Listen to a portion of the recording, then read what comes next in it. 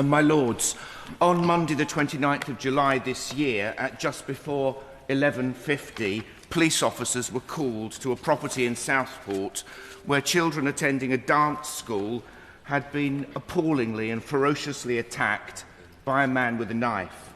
3 of the children, Elsie Dot Stancombe, Alice Dasleva Aguirre and Bibi King, died.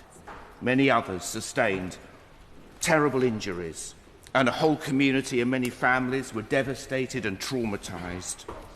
Understandably, horror and anguish convulsed not just Southport, but the whole country. Rumours quickly circulated on the internet that the man to blame for this attack was an asylum seeker who had arrived in the UK illegally and was on the MI6 watch list. This wasn't true. As a reporter put it a few days later, once lit, the torch paper of disinformation burned quickly. And though this rumour was quickly debunked, in the days that followed, as we know, riots broke out all over our country. In Rotherham, close to my diocese, a hotel housing migrants was set alight. In France, the Liberation newspaper called Britain a disunited kingdom. What do we make of this? How do we respond? And what does it tell us about ourselves? I hope this debate will be an opportunity to reflect on these things and on our common identity, of which our communities and institutions are such a vital part. And I'm very grateful to the usual channels for allowing us on these benches to have this debate slot and to give this important issue space before your Lordship's House today. The work needed to build stronger and more supportive and more socially cohesive communities must involve us all. Although the summer's riots were fuelled by hideous extremist rhetoric which came from mysterious places online, what happened took place on our streets and in our communities. Whilst there were extremist forces at play, we also need to face the uncomfortable truth that though the rhetoric was extreme, many of the people involved in the riots basically weren't. We know from the courts that more than half of those charged with offences such as violent disorder came from the country's most deprived 20% of neighbourhoods. This means places with the worst health outcomes, lower levels of qualifications, where employment is at its lowest, and where the impacts of austerity, the pandemic, a cost of living crisis, and rising inflation have hit hardest, intensifying those feelings of being left behind, and then made all the worse by social media's wildfire of disinformation, and yes, fed by years of hard and soft extremist rhetoric. I recognise and want to praise the years of important work done by reviews carried out by Dame Sarah Khan, the Noble Lady Baroness Casey and the Noble Lord Wolney, as well as the ongoing work being carried out by many organisations, including the Together Coalition, British Future, Belong and many more.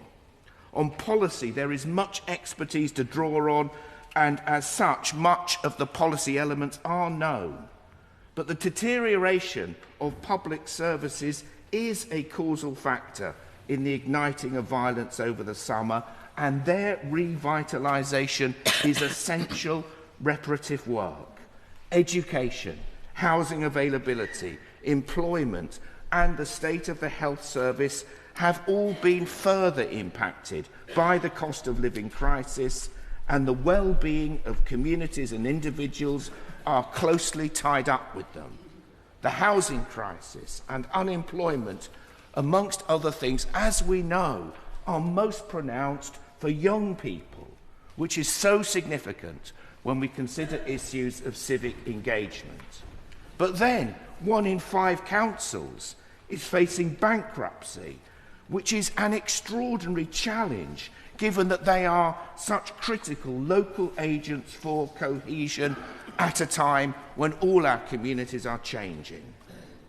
The impact of the pandemic on each of these things was unprecedented, and I hope that noble lords with expertise will explore this further. But amidst all the public service challenges, the aftermath of COVID has, it gives me no delight to say, put a strain on trust. And trust is critical, and it is not an unlimited resource. Perhaps most importantly of all in this is that we are living in an increasingly digitised world.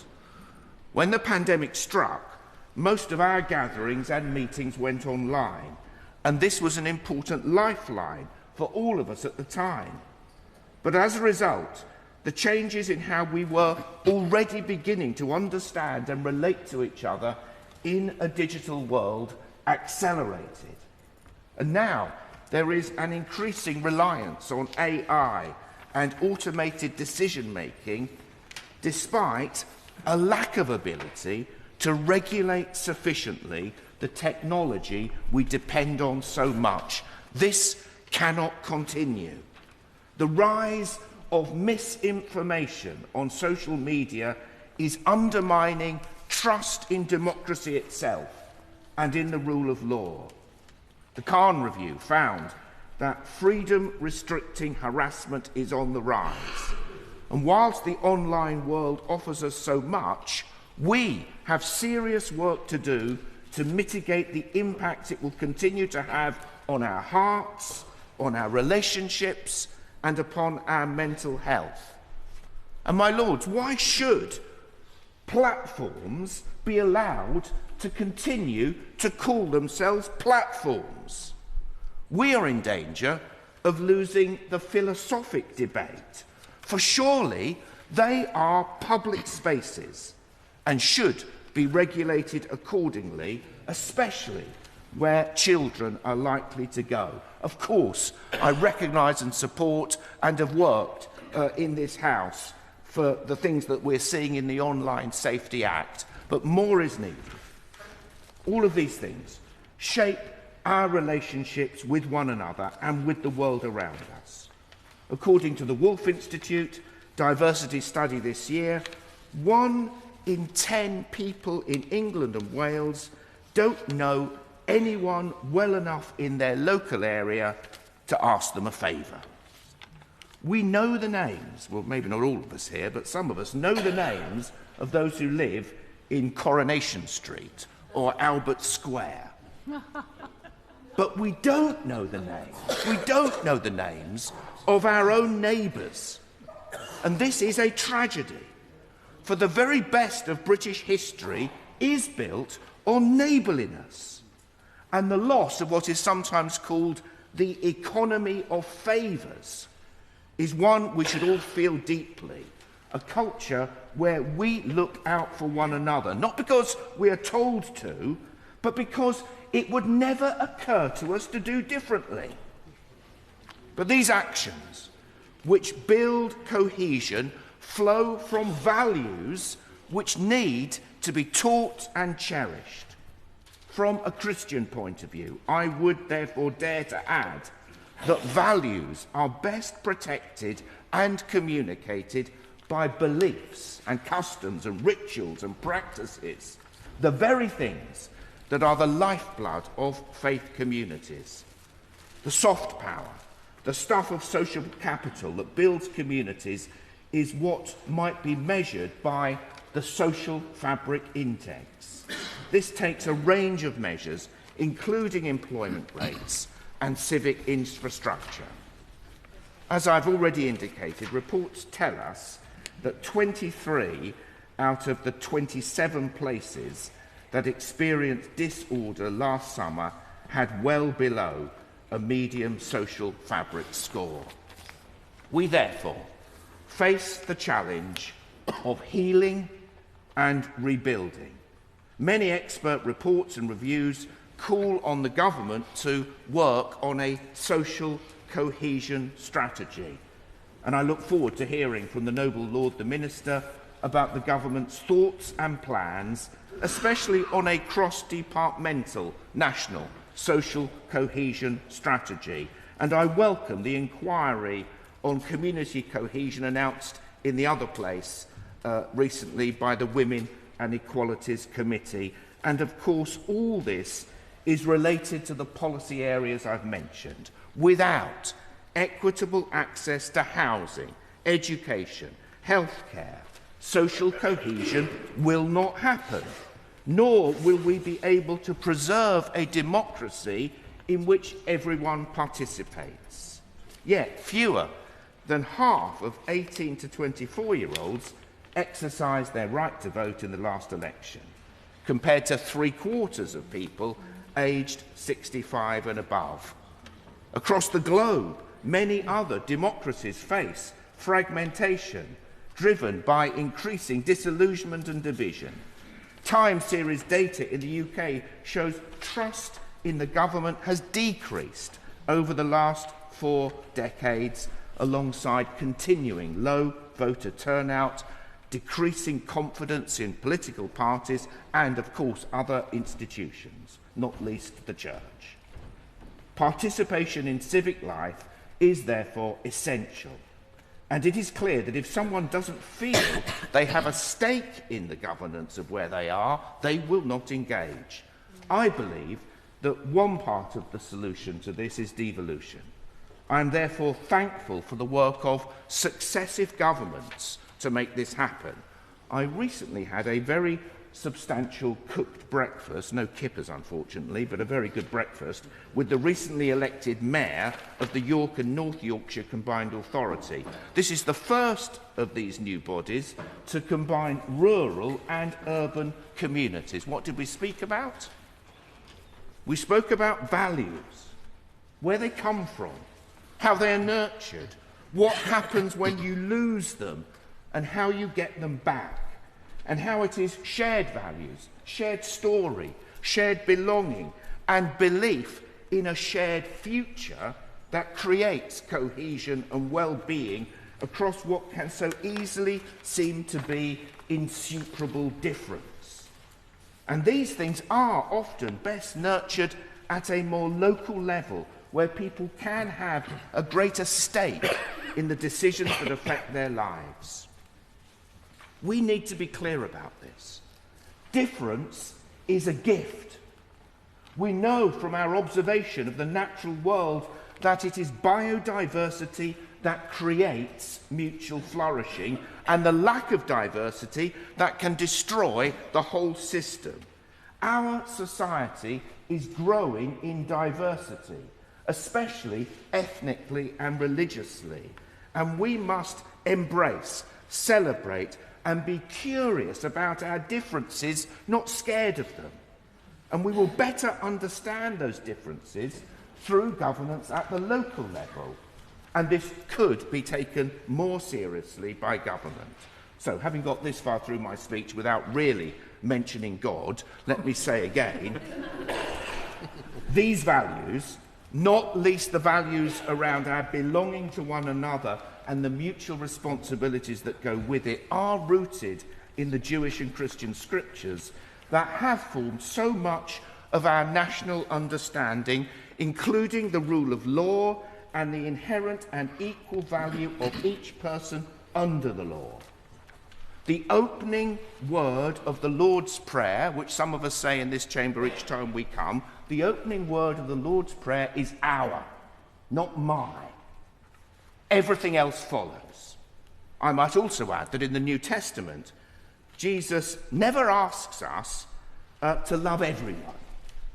Loving everyone, it's sufficiently abstract and therefore relatively easy to do.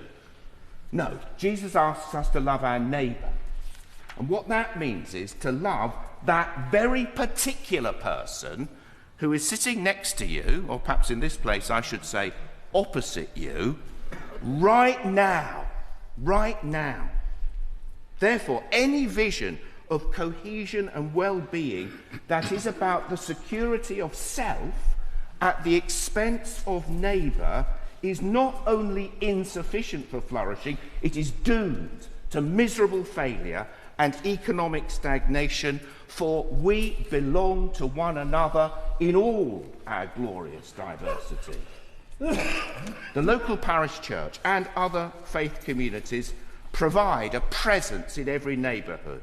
The particular genius of the parish church and the parish system is it preserves and communicates meaning, value, belonging in places where people can serve and be served and discover fresh perspectives on what it is to be human and to be a human community. In their report published this week, Theos notes that owing to their deep connection to and understanding of place, parish churches were actually central to the emergency response to the riots. The fruit of their relational work is also seen, of course, in other faith communities. With others, the Church of England must continue to build and nurture these connections. And this is happening up and down the country. And I'm inspired by, for instance, the peace walk that took place after the riots in Sunderland, or the interfaith friendship that's happening in Smethwick, the things I am learning from Muslim and Jewish groups that I work with in York. Social cohesion is almost a verb, a process, something we work on and must continue to work on, and it requires active participation from us all. And I hope experts and those with experience on interfaith work in the room will be sharing their thoughts in this debate. It is incumbent on us in this place to articulate a vision of what it means to belong to one another, to build social cohesion, to nurture the values that will sustain us. And I look forward to listening deeply to the experiences, contributions, and examples of others. But of course, let me be clear, it isn't just faith communities that shape this. There are so many other community groups and others who give themselves to serving and building community, and I'm extremely grateful for everyone who's come today on a Friday to participate in this debate. I particularly look forward to hearing the maiden speech from the noble Lord Sharma, and to draw on his experience of the global factors at work, including climate change. Because if the generations growing up feel there is no future for the planet, how on earth are they going to feel they have a future in their local community? Finally, I felt, with all that's been happening in the Church of England in recent weeks, I should end on a more sobering note. Unless institutions are safe places for children, families, and vulnerable adults, the things that we long for, all of us, and believe in, will not come to pass. It's often said of government, isn't it? Security, safety is the first priority. The recently published Macon Review has again revealed shocking failures within the Church of England to safeguard children and vulnerable, in this case, young adults. I want to pay tribute to the victims and survivors who came forward to disclose the horrors they experienced. My heart goes out to them, and I apologise for these shameful failings. Moreover, I pledge myself to work purposefully for independent scrutiny of safeguarding in the Church of England and greater operational independence. These are the next steps we must take, and we have much to learn from others. I hope that this debate will be an opportunity for all of us to reflect, discuss, and explore policy, and to offer what we can as representatives of different places and different perspectives, to commit ourselves and to work across this Parliament to build trust, to build hope, and in so doing, build socially cohesive communities and institutions. I beg to move.